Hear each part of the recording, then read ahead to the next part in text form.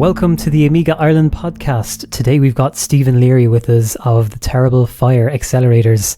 Open source and Amiga aren't the most famous of friends traditionally, but now you can actually order open source hardware for Amiga as well as Atari. Terrible Fire is the name of the project that provides these accelerators that you can build yourself, and they can be modified by the community since they're open source.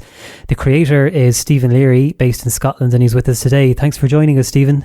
Pleasure to be here. It's great to finally chat with you after following some of your assembly videos. You've delivered a lot of products at the moment so far. Would you want to start by telling us how your project began? I don't know, kind of like I had a bit of an itch I needed to scratch technically. I'd always wanted to build an 020 accelerator for an Amiga 500. And I'd kind of been sitting looking at various designs for a number of years. And I think in the end, I just sat and drew a diagram and looked at some other people who'd done similar things. And what I kept realizing was that people had kept repeating the wheel, kept reinventing it, kept having to start from scratch. And that kind of frustrated me. So I thought I'd make this open source and I'd start off by doing this 020 accelerator. And then it kind of snowballed from there and more products appeared. I see. So we'll back it up a little bit. And could you just tell us a little bit about yourself and your background and what your story is? So I guess so I'm a country bumpkin. I come from the Outer Hebrides. I come from the Isle of Lewis. I grew up in a very Celtic community, very Gaelic speaking community, and I kind of like the only way to get out of that community and do anything with your life was to go to university. So I came here to Glasgow probably about 20 plus years ago to do an electronics degree, thinking that would be a short hop and I'd be moving on to bigger things like California and things. But I kind of got stuck here in Glasgow after doing my electronics degree and basically ended up working in software engineering for the last 15 years.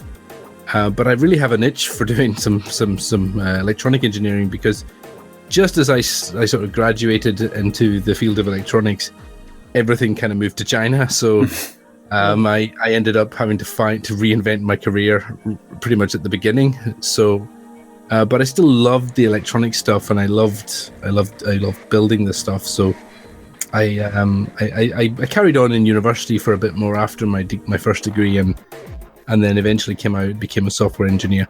But this was really sort of an attempt to sort of get back and start being creative about building some physical things that I could hold in my hands, because as great as software is, you can't really hold a physical thing in your hands, and there's something that to be said for that.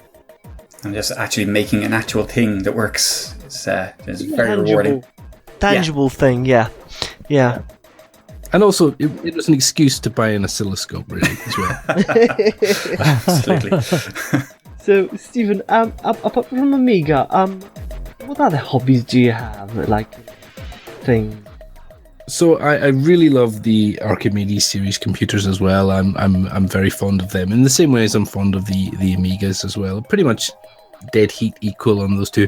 I never owned Archimedes back in the day. They were too expensive, but we had them in schools. I don't know if you guys had them in schools as well. But yeah, we did. When I was growing up, the Archimedes was the machine. It was really, really. You got to play. I think it was Pac-Mania or something on the Archimedes. You got to play that in school when the teacher left the room. It was, it was the game that you wanted to play. But the Archimedes I really loved, and I sort of started out my coming back into hardware by getting myself an FPGA development board and redoing the Archimedes, Acorn Archimedes in the FPGA for one of the open source FPGA projects, the Mist board, and kind of things. That kind of was the start of things. And then eventually I just really wanted to get back to real hardware, real authentic Amiga chips rather than doing all the stuff in FPGAs. So your first foray into FPGAs, you re-implemented an entire machine. That's impressive. Actually, yeah, I kind of ported. I think I started by porting the BBC Micro, and then quickly moved on to the Archimedes. I'm not going to say I did it myself. I've got entirely myself with it, or even that I did it pretty quickly. But I kind of invented a workflow quickly that let me do that without having to actually have access to the hardware all the time. So I got test benches and I found some good software that helped me do that, and then I was able to snowball it from there. Brilliant. So what was your first computing experience? I think my first computing experience would have been a certainly a BBC microcomputer on a trolley. What year was it? Like 83, 85? I think it would have been 1980. It would either be 83 or 84. It would have been primary one for me. So around about then, maybe just before primary one, primary two. I know my younger brother hadn't gone to school at that point, and I remember it was kind of like an open day, and everybody was invited to the gymnasium. You know, the whole village was invited to the school to see this computer. This wonder. State of art, yeah. And for an island off the west coast of Scotland, God-fearing community, this thing that cost an absolute fortune, that everybody was scared to go anywhere near in case they broke it, because it was, it was probably about half a year's salary for everybody to replace it if it broke. So I wasn't allowed to touch it, but I watched as other people did things. But I remember in latter years using that machine and having some fun with it, and that was probably my first, very, very, very first. And how did you get into Commodore then? So, I mean, I progressed from that. When I was about 7 or 8, my father got me ZX Spectrum, the rubber key thing. And I can't remember what it was, but there was some fault with it that it didn't load games, or games didn't reliably work. But you could do the basic, you could program in BASIC on it. And so that kind of really got me into well, if I'm going to use this machine, I'm going to have to program stuff myself. I think that there was some problem with the tape interface. The loading thing didn't load games very well. Or didn't do it reliably, so I kind of just got into programming that way. And then probably about age 13 or 14, I got myself the black sheep of the Amiga community. I was given a A600. Yeah, that was my first as well. So what aspects of Commodore interested you most? Like games or music maybe, or hardware or software or programming? Yeah. So I think to start with, games, because you get a just like machine. For all of us, yeah. Yeah, and also, you're in school, and back in the day, people were handing games out. Try this game, try that game. But I also remember getting pretty early on in it, getting handed a DevPack 2 disc, and I'd done some Z80 programming with my Spectrum. I think I'd got a ZX Spectrum 48K rubber key thing, but I'd moved up to the plus 3 just before I got the Amiga, and I had a multi-phase 3, so I'd had a disk drive, and I remember doing programming in Z80 and thinking it was horrifically complicated. And I remember it was just like once I got to the 68,000, it was like somebody had taken all these horrible constraints away, and I could just code. And I wrote some games, I wrote some utilities, I did some reverse engineering, should we say, of computer games, and I've still got some of my old source code of 1 or 2 games I converted, and I wrote some simple platformers that I don't have the source code for anymore, and then that kind of just sort of fizzled out, and I ended up getting a PC when I went to university. That's how it went for a lot of us, I think. Yeah. So, the Terrible Fire project itself then, okay, if we're just to talk about that, there seem to be a couple of offerings at the moment. Could you give us an overview of what's available? Yeah, so the first thing that you can pick up, and if you just wanted to do something very simple, you could grab the TF 520. I think that's just a straight 68020, and it lets you plug that into a 68,000 socket. And then more complicated than that, so that was kind of like me understanding how this all worked. It was a really, really simple dipping my toes exercise, but the source code for that thing is entirely out there. You can do what you like. You can take it, you can modify it, you can produce your own versions of it. And for anyone who might know, that would cover the Amiga 500, the 500 Plus, and the 600, is it? And maybe the 1000? Or not the 600. It would cover the 1000, the 500s, all the 500s, and the 2000 as well.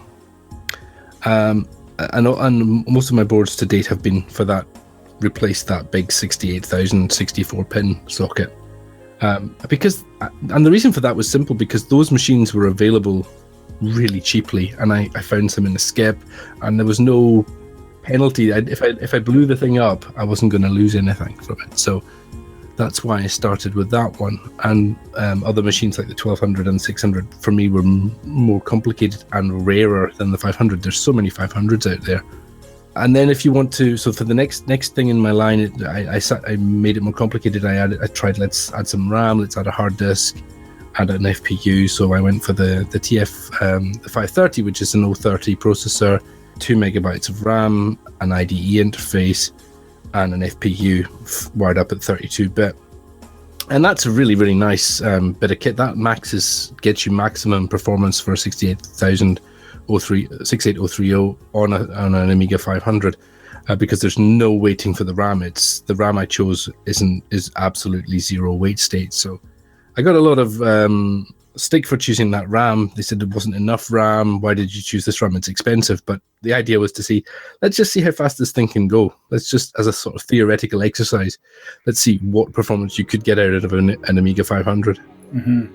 And finally, recently, I did this. I made this board for the CD32, and really, it was an answer to all the people who were whinging at everybody in the community. It was kind of, why doesn't anybody do a CD32 board? I said, well, do you want a 60 on your CD32? No, we just want RAM and IDE. What? You just want RAM and IDE? I could do that in a weekend. So I did a series of this, and I designed it in a weekend. It's taken me a little bit longer than that to get it through, iron out all the problems. But that's because, that's sort of because I had to use the community as beta testers so that they could go through all the permutations that I would never be able to do in a reasonable time frame. So they all had, they had different risers, they had different versions of the CD32, they all had all chose different RAM to solder down on their boards, which meant it was really difficult for me to actually test it. But in the end of the day, I think we recently managed to get everybody's problem sorted out. Everything that everybody wanted was on that board, and I think that's like a minimal viable product for the CD32. And it seems to be going. There seems to be a lot of appetite for it. I was pretty surprised.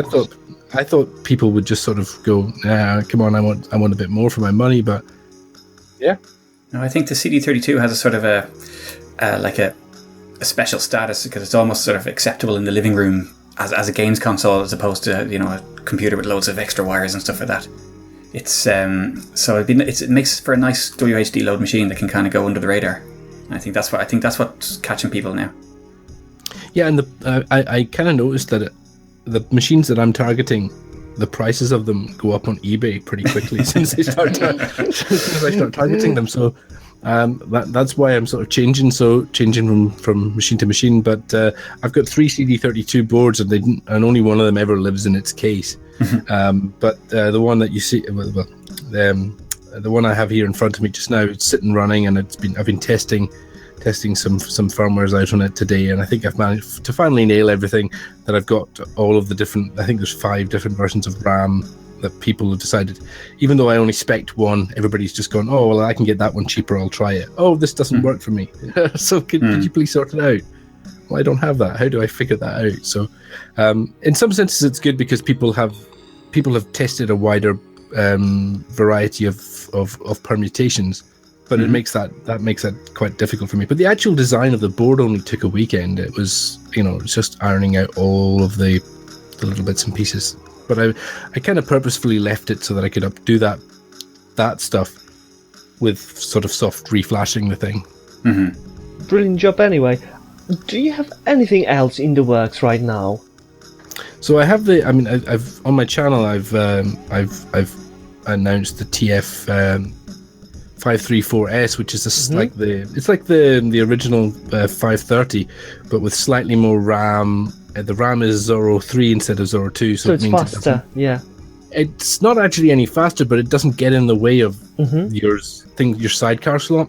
Mm-hmm. So at the moment you can't really use anything more than 2 megabytes and my original card on the sidecar slot, and it won't. It kind of interferes with if you were to plug the TF530 into the Zorro into the 2000, it would eat up all your Zorro space, so you wouldn't actually get any Zorro cards appearing. So that's kind of shunted it out of the way, so that doesn't get in the way of your Zorro 2 cards on the A2000, and simultaneously it's giving us a SATA port and a little bit more RAM. And the SATA thing is kind of crucial because there's one of the critical things about the Amiga is all of the Amigas, my boards, my CD32 board, my Amiga 500 board, the original Amiga 600, the original Amiga 1200, all of them have unbuffered IDE ports, and that makes compatibility with certain drives pretty difficult. It makes compatibility with cable lengths beyond a certain point a problem, and it's a headache for anybody trying to support these boards. And I've had long email chains with Ian Steadman about this, and my solution was, let's just try SATA, because that just gets rid of that whole problem. Because you can just put serial ATA, you can put a CA to CF card, you can stick that wherever you want, and you can relocate it, and that whole sort of problem goes away. It's kind of like abstracting the problem away. So hopefully if that works, that will be a big step forward for the Amiga 500. And then after that board, I've got an 040 board in the works for the A500. So that's a serious upgrade for a 500. Yeah, and I think the idea with that is it's really, I'm kind of working towards redesigning and rebuilding an 060 card for the 1200 with probably SD RAM, SATA port, and 060, a genuine 060, and that's the kind of end game I think for me for the Amiga. But I think I want to take small steps to get there. I don't want to just jump in one go, and it gives people other products for other machines as well as I go. Probably the only machine I won't touch is the A600 because it's very well catered for these days. Yeah, true. What do you think about going into the PPC as well? Because you said endgame 060 is just going to be a endgame. Have you thought about the PPC machines for the classic Amiga 1200? I have to admit, I was never a fan of the PPC. I wasn't one of the people jumping up and down when the PPC was announced on the Amiga as the path. I actually felt that was wrong. I thought they should have gone with ARM. That's my opinion. So I'm not really a fan of the PowerPC. So maybe someone will take my board and put PPC on it, but I don't really feel like I have enough enthusiasm to really push that and really want that to happen. That's fair enough. Yeah. Fair enough. Yeah. So, are there any of the meetups or sort of retro computing events that you've gone to, or a lot of these fairs and stuff that are cropping up now? Amigas and the retro scene in general are quite popular these days. I've never been to anything like that at all. I keep threatening to go to Acorn, the Wakefield Acorn Riscos show, and I never managed to go. I'm a father now, so getting time off is quite difficult. Indeed. Well, it's only last year that we sort of kicked off to the Irish thing again. Because there was nothing in Ireland for years, but it's got suddenly very popular again. And so, but these things are cropping up everywhere. And I could practically swim there from here as well. Yeah, absolutely. Well, sure. Come on over in January. We're having our next one, so you'll be more than welcome. I may do that. Exactly. I may do that. I've actually cleared some time in my schedule for that. I have to see if I can negotiate the time off with my wife. I've already booked it. Fingers crossed. Stephen, excellent. Fingers crossed. We have a Desert Island question we sometimes ask. So I want to know what your favorite game, demo, mod, and application are for the Amiga. Oh, game. Probably Frontier. I could probably play that forever. I could just keep playing that game forever. I could keep myself. That's my answer too. Yeah, for all time. I probably put 1,000 hours into that at least, if not more, and then probably another 2,000 into Frontier First Encounters on the PC. Yeah. So what was the second question? Sorry. What's your favorite demo?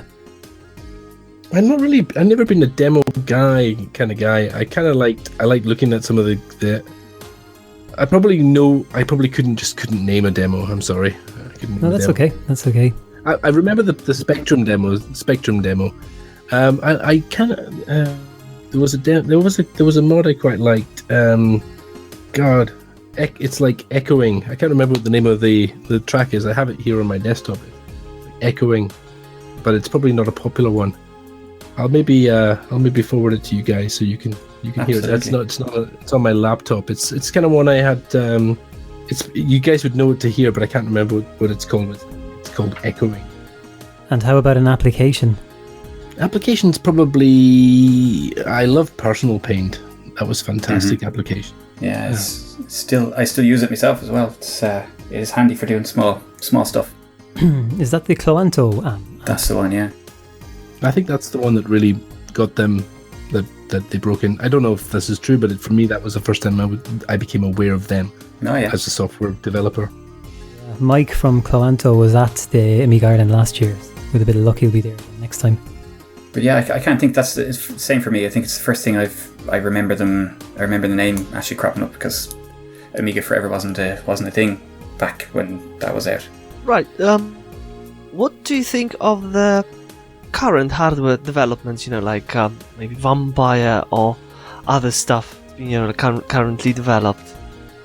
I think what the Vampire guys are doing, in terms of technical aspect, is amazing. They're really are, particularly the CPU core stuff, is fantastic.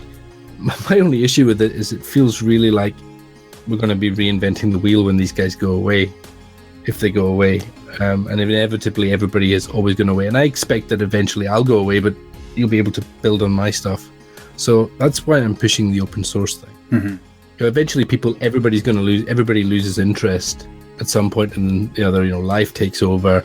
They've got other things they need to do, other commitments. Your wife says to you, you have to repaint the bedroom or whatever it is that you have to do, and you have to start taking your kid to rugby classes at the weekend or whatever it is, and you just don't have the time to put into it. And my fear with the Vampire is that is all going to go away when that happens to these guys. But I think what they've done is technically amazing. Absolutely, it's impressive hardware as a unit. It is, yeah. Yep. Yeah, it's a good point actually what you're saying. I was looking at an application today that looks very promising, and I spent a good bit of time sussing it out to see if it was what I was looking for, and it was. And then as I got to the end of the thread, I saw that it hasn't been updated in the last year, and there are a few bugs still being reported, but it's not being tweaked. So it's probably even though it was in development for years, it seems to all be for nothing now, which is kind of sad. Yeah, and it can really get enthusiasm and people can get behind it, and that sort of thing can happen.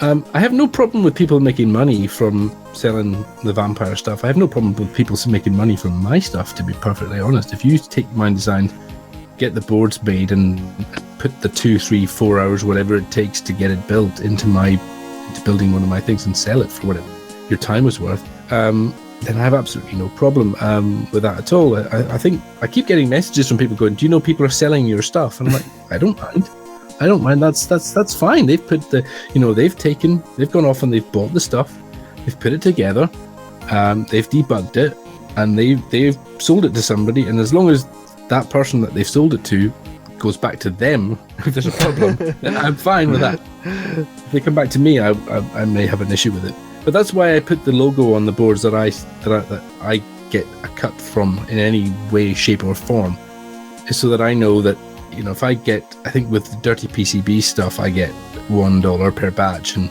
with the eBay stuff, I get a small percentage of it as well. That way, if you've got one with that logo on it, I know that I've at least had a little bit of money for it, so you can have a little bit of my support time back. Mm-hmm. It's a fair way of doing things, I think. And the stuff I put on GitHub everything is exactly as is, but my logo is not there. No, it's a clever solution to that whole situation, which, like you say, can be. The Amiga community sometimes has a bit of an oddball attitude in some ways, and I'm sure you can and will get questions and crazy demands from people. But it's a nice way of dealing with it. Yeah, well, the idea is I don't want anyone to feel like they've been sold something and been abandoned. But at the same time, if somebody goes out, makes my board and makes a lousy job of soldering it and sells it to 100 people, that's not my fault. Mm-hmm. But at the same time, if I do it, if it's one of the ones I've sold, then absolutely, I will help you out as much as I can. And I'll probably still help you out as much as I can, but I don't really think there should be an level. It's about levels of expectation, I guess. So, Have you used or have you had any experience at all with the NG Amiga stuff like AROS, Morphos, and OS4? So I spent a little bit of time with AROS. In fact, I really quite liked AROS, and in fact, I think that's how, in my opinion, that's how Amiga should have gone. That's really where it should go in the future. I'm not a fan of OS4. I can't. For me, it kind of doesn't exist. OS4. AROS seems to be something we could build on, but I think it's kind of, I don't know, it feels like frozen in time and nobody will take it forward, or people are afraid to take it forward because they'll get sued or something. I don't know. Yeah, I think in general there's a sort of I think there's a lack of developers of that kind of that skill, for OS kind of stuff in the community, and I think that can't be helping either. Yeah, I think there's a lot of developers, but I think they sort of fade in and out of being able to help. And if that's the case, if that's where we're at, realistically, most of the people who use Amigas are in their 30s and 40s and 50s now. Mm-hmm. And that's the age that you tend to have kids. So if you're going to do that, then make your stuff open source so people can fix it for themselves. Yeah. I think there's a lot of ego in the Amiga community, I think, in the sense that I think people don't want to give their thing away because they'll lose their ego or the thing that makes, the thing that they're a hero for. But I don't necessarily agree with. I think you get more from it by giving it away and letting people let it develop a life of its own. Absolutely. Stephen, what machines do you have currently yourself? As in what machine? Ooh. Well, retro machines. Retro machines. Oh my god. Go for all day. I've got. Well, let's just go by stacks. Okay, so I've got a stack of A500s. There's just a stack of them. I'm not even going to count them. Some of them work, some of them don't. I have a bunch of CD32s. I have some. I've got one A600. I've got a stack of A1200s as well, but only one fully working machine. I have 4,000 and a bunch of 4,000 motherboards that don't have a machine to go into. And I think that's my Amigas. And I have a 1,000. I have a 1,000 that needs repaired. So that's my Amigas. Other machines, I've got some Atari STs, Atari STEs. I've got an Archimedes, several Archimedes machines, the A3000, A4000, A540, which is that's kind of really a rare machine. So I'm really pleased I kind of got my hands on that. And then I've kind of got my 8-bits, my CPC machines. I've got my Spectrums. And I've got a SNES. I've got, there's a lot. And my wife says I should probably get rid of some of them if I'm not using them. Yeah, that's a common one. Yeah, we all can identify with that, I think. And I think the Xbox is a retro machine now, isn't it? The first one, counts, definitely. It counts, yeah. Yeah, the first one is definitely. And I don't think the 360 is that far away from being an Xbox. Just like it's just like PS3. Weirdly, it's getting there slowly. It's strange, but yeah, it's amazing how the whole retro scene has picked up recently.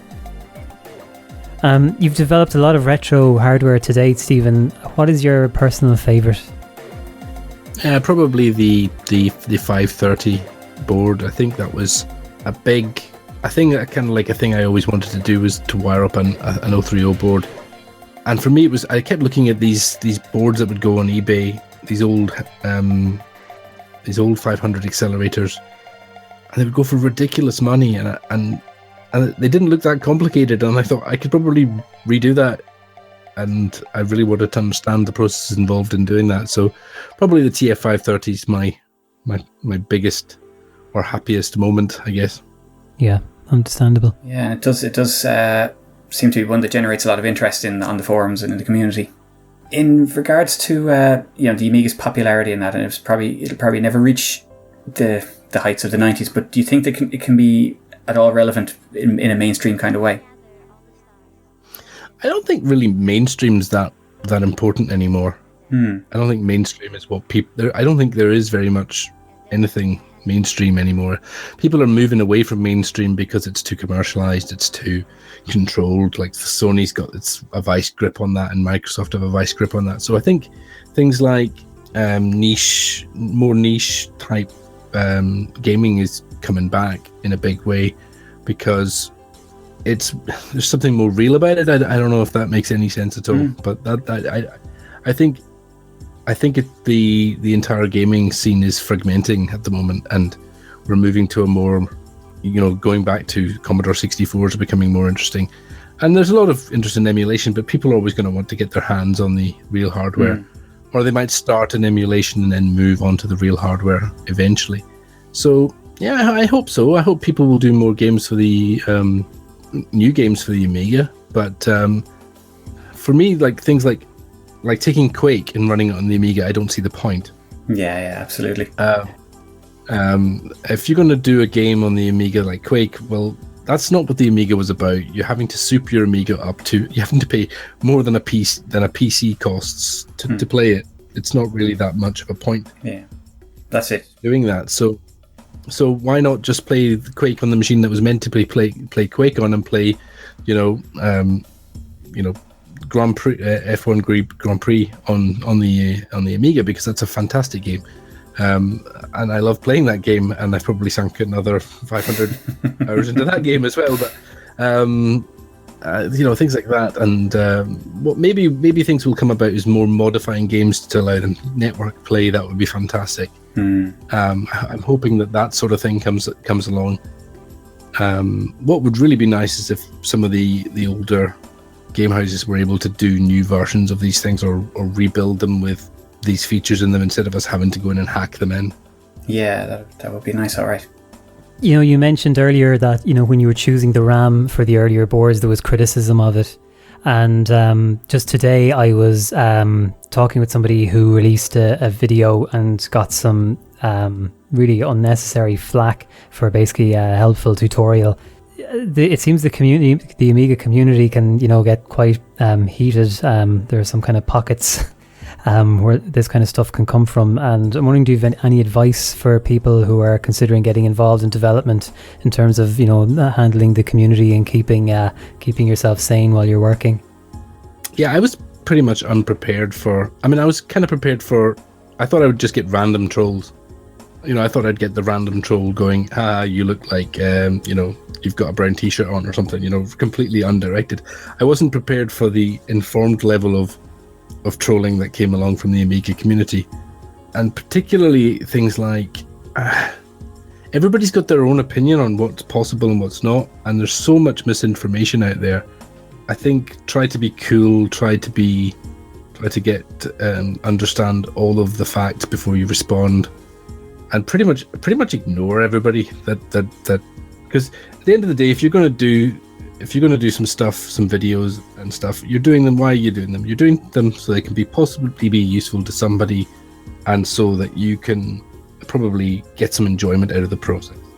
So just do those things and ignore everybody else, I think, pretty much. I got a lot of flack for doing stuff on the Atari ST, for even daring to show an Atari ST with an Amiga accelerator in it. That was completely unprepared for how much hatred there still is for the Atari ST, even 25, 30 years later. Then it's ridiculous. You think they're just trying to finish off arguments they had when they were a kid 20 years ago. It's bizarre. I had people. I was on a live stream. I was trying to get it to work. I was like, guys, we've got some small glitches on the Amiga 500, but on the ST they're huge, and so let's actually plug it into the machine that gives us reliable failure, because then I can actually do some work on it, and when we get it right, we'll plug it back into the 500 and it'll be brilliant. And that's what I did. But I had people on the live stream going, "Burn that thing! I hate that thing!" It's whoa, really? Why? Unnecessary. Absolutely. So and a little bit crazy. I understand that. Yeah. So like that I was unprepared for that initially, but now I realize, what, I am doing the stuff I want to do. If I don't want to do this stuff, I'll stop. I'll do something else. I'll go and do another platform, or I'll, take up chess or whatever it is. I just want to do something to unwind. I do put a lot of time into this, and I put a lot of thought, and I don't just make decisions willy-nilly. I kind of talk to people in the community, and whatever decision I make, people criticize it. Some people will criticize it. So I've kind of come to accept that. But I think, I saw something, one of my heroes in the Amiga field at the moment is Chucky the Gang Hertel. He does a lot. He did Diagram. That was really, really crucial to me doing my work. And he's done a clone. I have it sitting in my desk here of the accelerator for the Amiga 3640. Yeah, the 3640. And there was a lot of flack from people going, "Why did you just remake that? Why didn't you put RAM on it?" Blah blah blah. Yeah. And the guy sat in a hotel room while he was out on way in business, and he traced it from a photo. it's insane work. Yeah, absolutely. It's insane work, and he's put a lot of effort into it. And we've now got these things are starting to get expensive and rare, and he's put the effort in. And I don't understand the criticism. The goal of his project was to give us a basis to reproduce these things because they're becoming rare, not produce somebody who wants an 060 processor with a gig of RAM and a SATA port on it. Well, we'll get there. This is step one. Absolutely. And there also, it seems, a lot of those accelerators that are sort of succumbing to capacitor death and stuff, so the boards are effectively ruined. So there's quite a lot of use that can come from just replacing the exact boards. Yeah, but also John made this open source. Yeah. And that was a big thing. Mm-hmm. That's a big thing. Yeah, absolutely. His diagrams over open source as well, which is just fantastic. Yeah, I kind of pressurized him into doing that. I know he was a bit tentative about it, but I think it's working out well. And I use it here, and it is incredible stuff. Yeah, the reason he finally succumbed to actually shipping it was because I had actually decompiled it and started adding my own stuff to it, because I needed to do that. So, but once he saw that I was doing that and I'd added some things for him, I'd take him. I think what it was is I sent him a blob of code saying, "Look, here's some stuff I'd like you to add to Diagram," and he went, you know what, that doesn't make any sense to me in that resourced form. Could you here's the real code, could you rewrite it? Fair enough. And that's where it all came from, and it was shortly after that it became open source. That's good. Your projects are well known for accelerating Amiga and Atari ST computers. Do you develop hardware for other retro systems too? Not at the moment. So I have a plan to write some stuff for the Archimedes, do some stuff for the Archimedes. I have a machine sitting in my loft that's got 4 megabytes of RAM, and it can be expanded to 16 if you build the card. And there's a guy who sells the cards for 100 quid each, and I don't feel like spending 300 quid to add 12 megabytes of RAM to something. So I'll do a board. I'll do a board. Very good.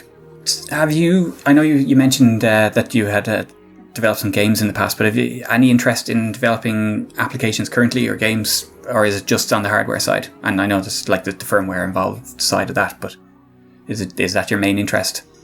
So I'm a software developer by trade. I spend my day writing software, and in recent times I've spent I've been managing software teams as well, and software's been my life for the last 15 years. The idea was to get away from doing software. That's fair enough. Absolutely. Come home from work, so I want to do something that isn't software. And this is about as close as it can get to software without actually being software, I think. Absolutely. Now, to be fair, in my old job I was doing firmware development, and when I'd come home I still wanted to develop software, but I'd write everything in BASIC rather than write in C, just because it was a break from messing about with C and horrible pointers, and it's obviously far more limited, but that's what I still use now on the Amiga, just because of that, because it was different from the day job. Yeah. I think in my last 2 jobs I've used so many languages that it doesn't really make a difference. It's just whether it's software. It's just software. Fair enough. I'd still do stuff on the Amiga. I'd still happily write code, and I'd still do that. But I don't really feel like writing and supporting something, if you see what I mean. And that's and then taking bug reports and reproducing the bug and fixing the bug and going through all that. That's too much like work. And especially on the Amiga, where you could have like 1,000 different combinations of patches and all sorts, Exactly. It's tough. I like to code for Linux, and if I'm really pushed, Windows. But that's it. Fair enough. Going back to the K1208, could you tell us a bit about that in connection with the Amiga 1200? So this is the Kipper 1208 board that's derived from the CD32 board. Mm-hmm. Is that correct? Mm-hmm. Yeah. So I think Brian Kipper 2K, I think he wanted to redesign my CD32 board, and I think I kind of got a little bit touchy about that, and I'm kind of not sure why I got touchy about that. I think it's probably a personal ego thing, a failing on my part, but I gave him the source code for it very early on, and he ripped it up and redesigned it. And I was like, but I haven't even released it yet. Why did you do that? So I suggested that he do the 1200, take the CD32 board and just, it's the same wiring, but put it onto the 1200 and see how far we go. So did you actually have any involvement with that, or was it just here's the stuff, off you go? So this is a schematic from my board, but it's not my... You weren't involved in the rerouting it or anything? Yeah. Okay. And that's actually that's how I want the open source stuff to be.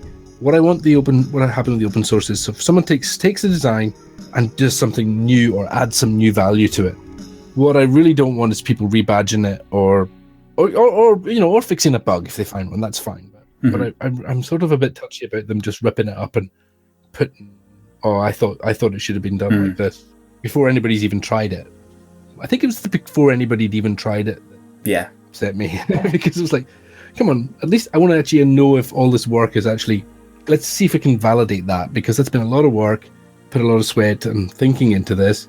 Happy for you all to have it, but please, the payback I want is. The payback I want is for a bunch of people to build it and give me some feedback. Say thank you, and that's it. Yeah, absolutely. Even if they don't say thank you, even if it says it doesn't work. No, absolutely. At least then I've learned something from it. Is K1208 gonna be open source as well? Do you have any idea?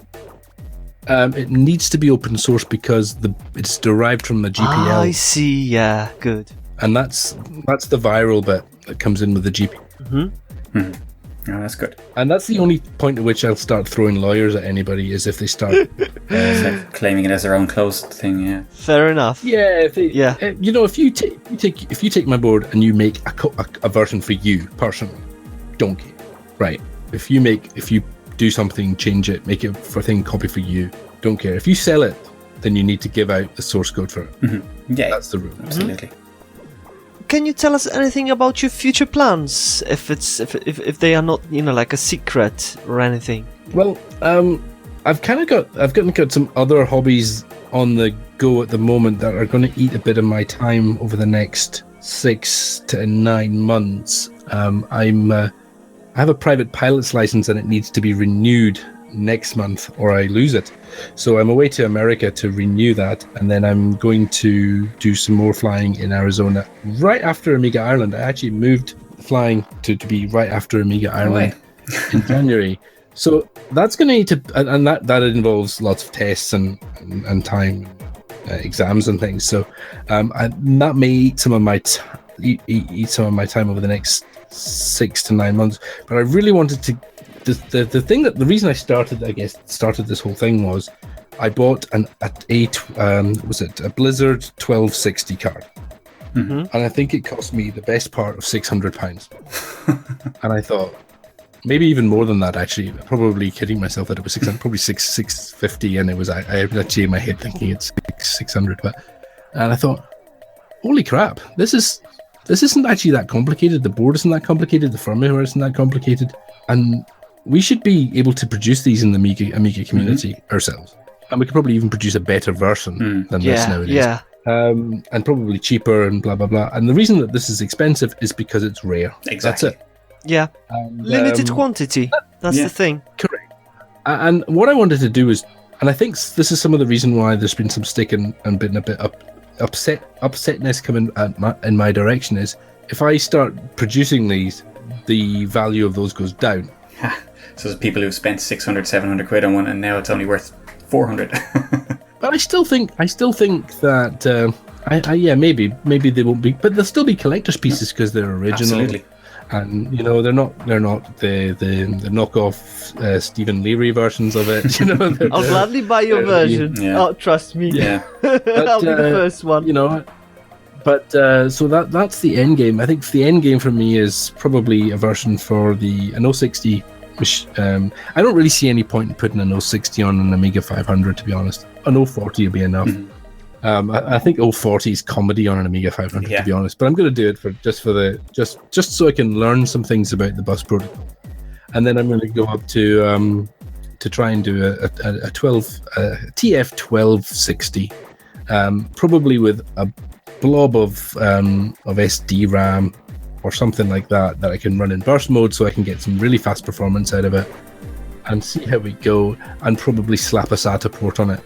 And as that's kind of why I ended up doing this most recent board for the Amiga 500, was because I dropped a SATA chip on one of my boards, the new ones I'm designing, and thought I can't realistically just try and bring all of these components up together at the same time. I don't know how to do SATA.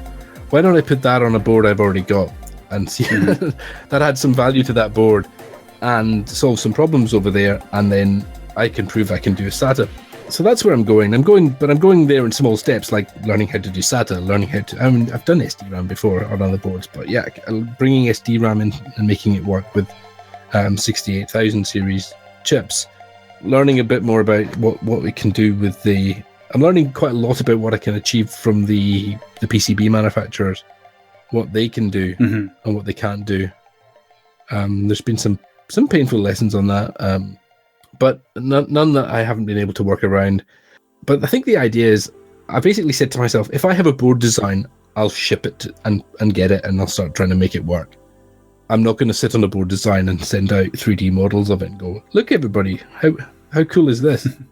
Because that's just teasing everybody, and absolutely. I think it's unfair, and also I don't care about 3D models. If you can show me a 3D model, you can afford to spend $15-20 to get it made and try and make it work. And then if you do that fast cycle with dirty PCBs or with one of the other cheap PCB prototyping manufacturers, sure, it might not work. You might have thrown $20 down the drain. But what's more realistic is that you'll have to put 20 patch wires on it to make it work, and then you'll get those mistakes out in the next version, and you'll move on. And the thing is, the capabilities of these, even like you say, dirty PCBs and stuff, their capabilities they pretty much match as the best of the time. So you can easily match what the timings and stuff that you need, and the track widths and everything that you need for an A1200 type technology. Yeah, the CD32 board I made is really, really tight spaced. It's 6mm spacing, and some of the board houses aren't able to do that. So yeah, just need to be careful. But like even 10 years ago, that was not an option for doing a run of 10.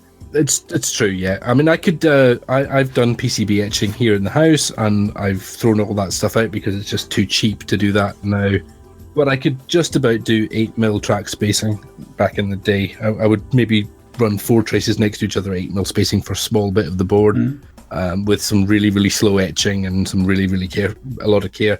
But now you can do 4-5mm etching. So that what I mean by 4-5mm etching is that's the 4 millionths of an inch space between tracks, or the track itself is 4 millionths of an inch wide, and that's really as the track gets smaller and smaller, they tend to vanish in the acid. So you can lose a board pretty easily. And I've heard some stories of some of my boards being made not any of the batches I've had, but some other people have had them made by other houses, and they've been slightly marginal on them. But but nowadays, if you can do that on a 4-layer board at the prices that you can get them from China, it doesn't make sense to try and do it yourself anymore. Absolutely. So Stephen, our last question for you: over all the years, what's your favourite memory from Commodore Amiga? Favorite memory from Commodore or Amiga? I loved opening the A600 HD Epic pack that I got when I think it was 15, and I opened it up, and the smell that came off it was amazing. I loved Epic. I loved the Epic game, and I loved the Amiga 600. I have to say, I still do. I think it's a fantastic machine. It was it was probably a stupid move commercially for Commodore, but for me at the moment, it was, at that moment in time, it was fantastic. It was surface mount technology, which means should have been a cheaper manufacturing process. So I think they messed up. I think the actual manufacturing process at Commodore was messed up. It wasn't anything to do with the machine itself. And I think for me, that was a really, that was one of those journeys of discovery where you get something new and all of those shackles that were holding you back in the 8-bit world fell away and you could just follow your imagination. Absolutely. Yeah, that's a lovely way to put it, and that's a lovely place to finish, I think. Stephen, thanks so much for joining us, and I'm going to hold you to coming over in January and having a few drinks with us.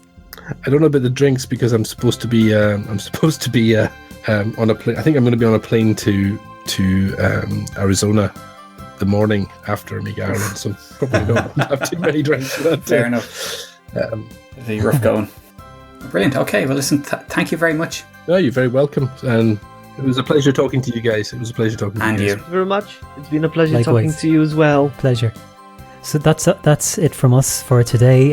Thanks everybody for listening, and we'll see you next time. Goodbye. Bye-bye. Bye-bye.